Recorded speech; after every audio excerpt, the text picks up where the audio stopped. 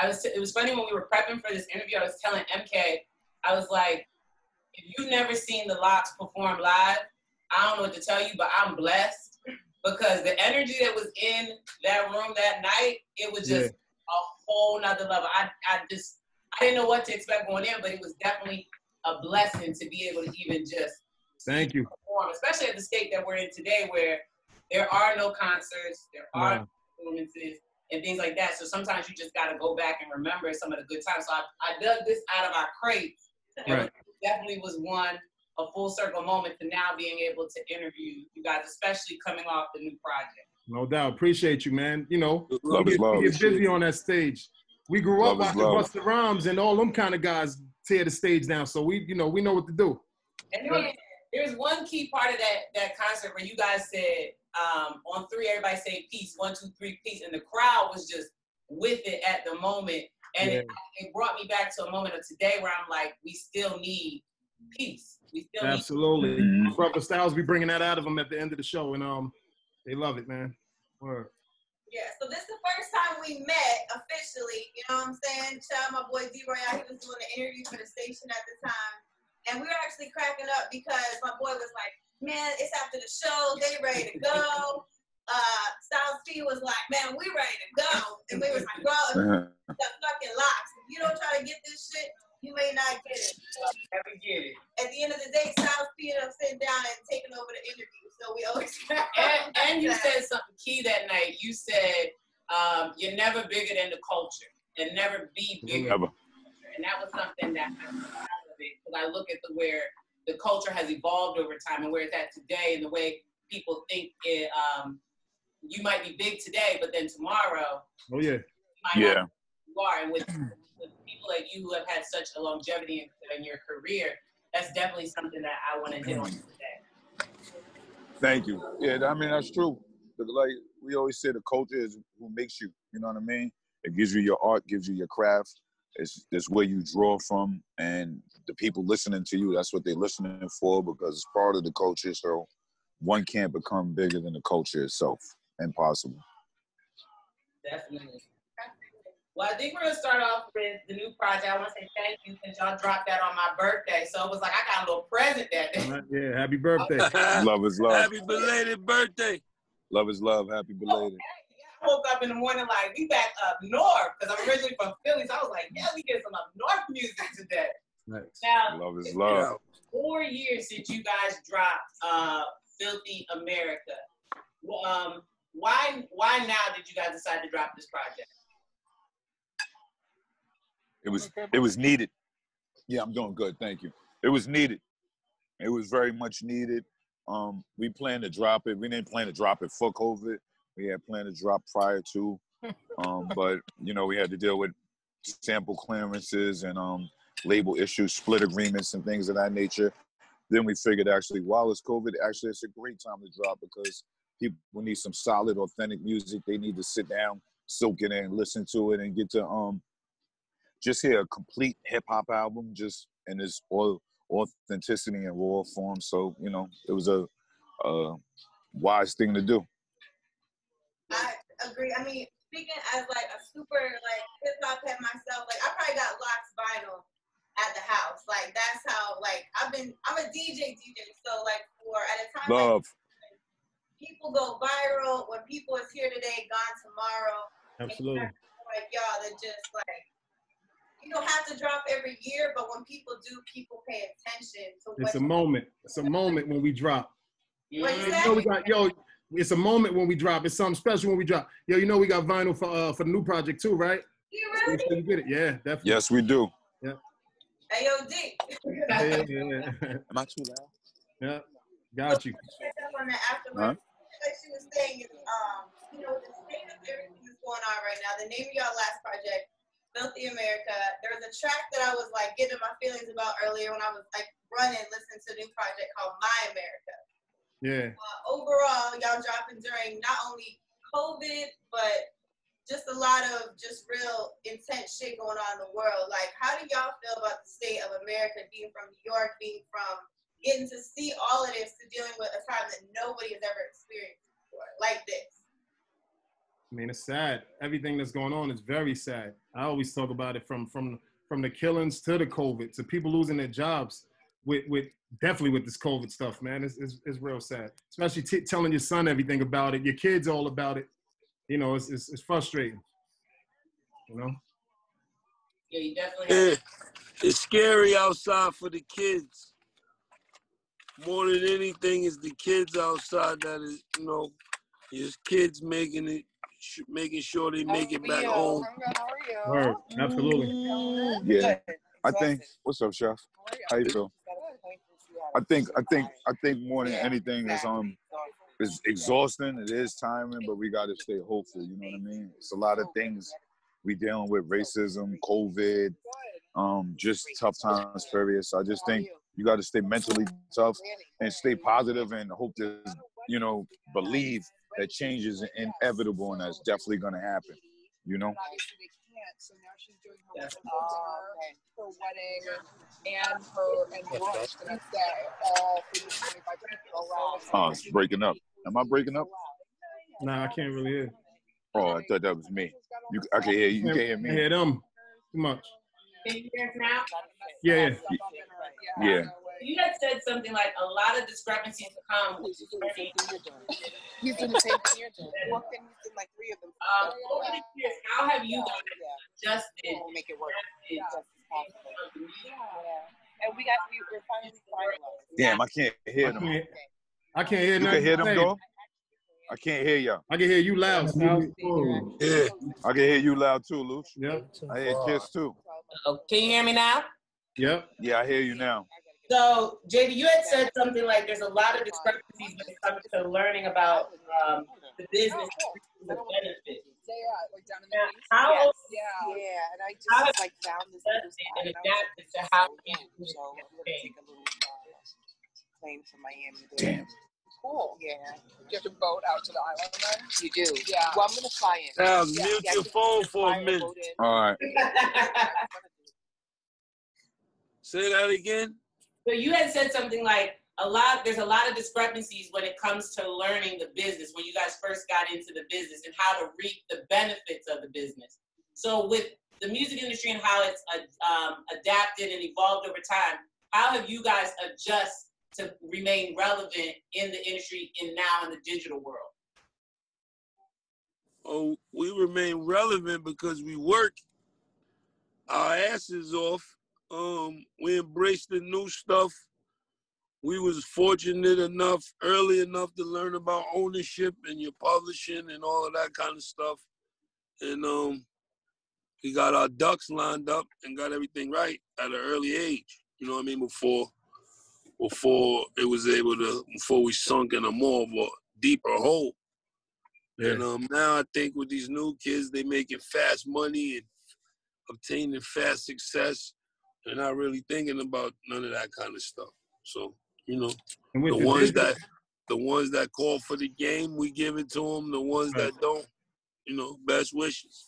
With the digital age, it's like it's a gift and a curse to me. It's meaning like before we used to have to go meet the DJ and ride and give him our record and hope he played. Now you could get it to 1,000 DJs and, you know, and spread it. Push of a button.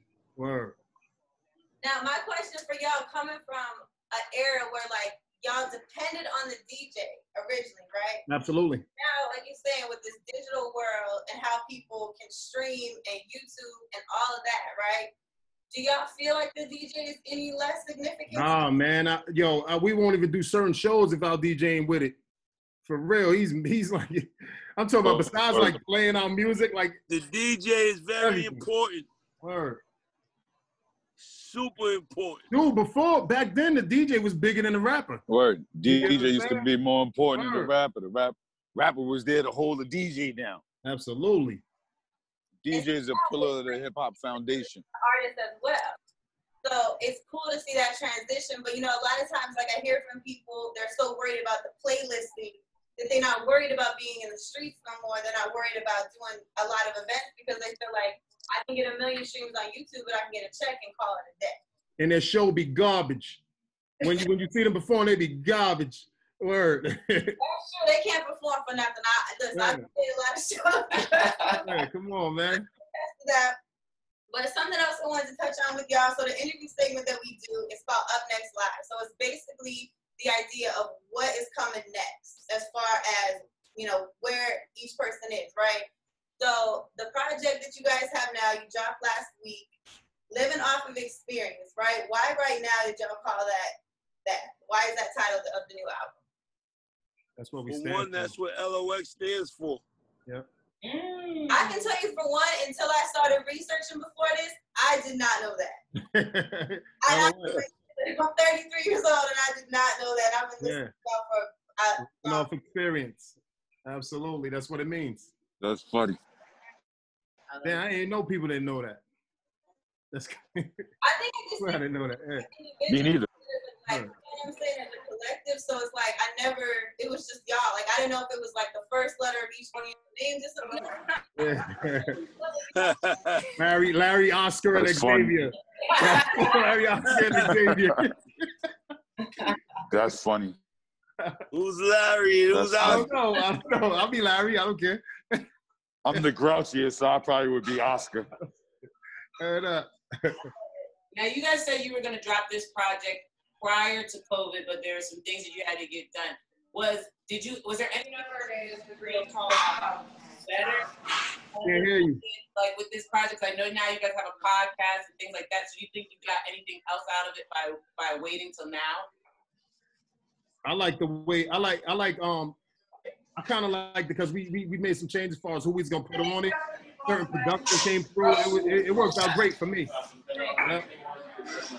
I would have personally loved to be performing. Yeah. You know what I mean? It would have been beautiful to be performing. Yeah, man. Oh man, trust me. Especially they showing us that footage right now. I'm like, oh man, I gotta get back. Yeah. Yeah, this night was crazy. We need to do this again in live. Can't wait. Can't wait. We gonna make it work. We're gonna make it work. Now, one thing that I love about you guys is even in the midst of COVID, I seen last week that you guys did a book bag giveaway. Yeah. And is that something that you guys do every year? Yeah. Because you were able to provide over 14,000 book bags to kids who are going back to school. And I think that's great. We need to keep them in the mindset that even though you might be working from home, you still need the proper tools to be good at what you're doing and learn. What was the basis behind you guys doing that? Shout out to our homie Wayne CNY. We always get together each year and we do the book bag drops. Plant-based, we also do the turkey drives for people who can't afford it. Just trying to give back to our neighborhood. And we from Yonkers, we love Yonkers. So it's important for us to make sure they know we love them. And we've become successful enough to move out and be able to live other places, but that's still our foundation. We still have businesses there, our studios there, so it's important for us to give back and, let them know we love them. Super dope. I love that. Now, a question that we gotta ask, I gotta ask them the versus question. Right. Now, if the Knox do a versus, thank you guys. Who does the Knox do as a versus? Beatles. If y'all were to be on the Locks for versus, who does the Locks do versus with? The Beatles. The Beatles. I like that. Right, but you also, I did see where you said that if every member does not show up, they eliminate it. So Beatles is qualified. That makes nobody. Yeah, because these people, a lot of these groups don't even mess with each other no more.